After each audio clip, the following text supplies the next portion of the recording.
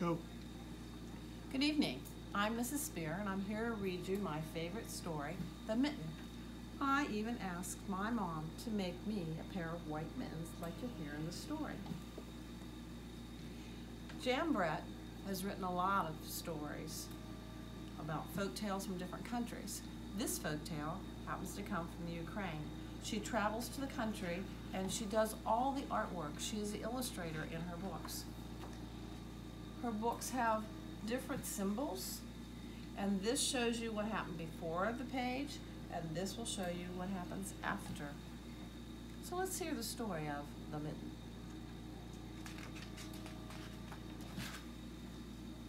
Once there was a boy named Nicky who wanted his new mittens made from wool as white as snow. At first his grandmother Bubba did not want to knit white mittens. If you drop one in the snow, she warned, you'll never find it. But Nicky wanted snow white mittens, and finally Bubba made them. After she finished, she said, when you come home, first I will look to see if you are safe and sound, but then I will look to see if you have your snow white mittens. So off Nicky went, and it wasn't long until one of his new mittens dropped in the snow and was left behind. A mole, tired from tunneling along, discovered the mitten and burrowed inside. It was cozy and warm, just the right size, so he decided to stay. A snowshoe rabbit came hopping by. He stopped for a moment to admire his winter coat. It was then that he saw the mitten, and he wiggled in, feet first. The mole didn't think there was room for both of them, but when he saw the rabbit's big kickers, he moved over. Next, a hedgehog came snuffling along. Having spent the day looking under wet leaves for things to eat, he decided to move into the mitten and warm himself. The mole and the rabbit were bumped and jostled, but not being ones to argue with someone covered with prickles, they made room. As soon as the hedgehog disappeared into the mitten, a big owl, attracted by the commotion, swooped down. When he decided to move in also, the mole, the rabbit, and the hedgehog grumbled, but when they saw the owl's glinty talons, they quickly let him in. Up through the snow appeared a badger. He eyed the mitten and began to climb in.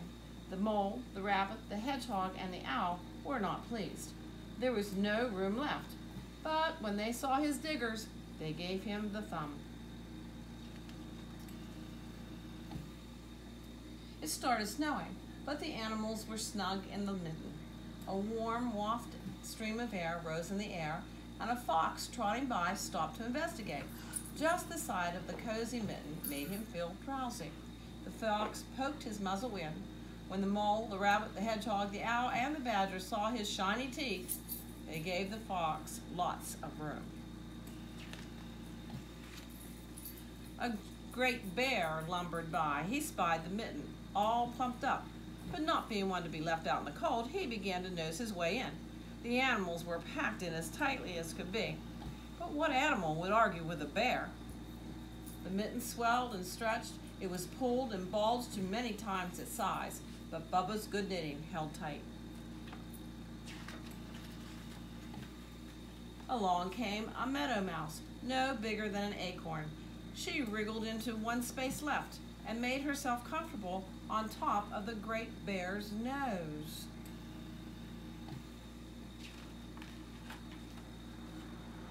The bear, tickled by the mouse's whisker, gave an enormous sneeze. Achoo! The force of the sneeze shot the mittens up into the air and scattered the animals in all directions. On his way home, Nicky saw a white shape in the distance. It was the lost mitten, silhouetted against the blue sky.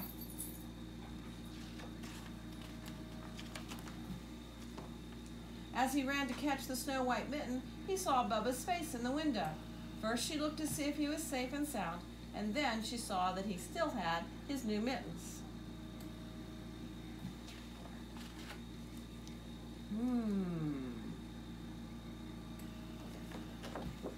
that's my favorite story, The Mitten. Jan Brett wrote lots of other books that I'm sure you'd love to read them too. Thank you. Good night.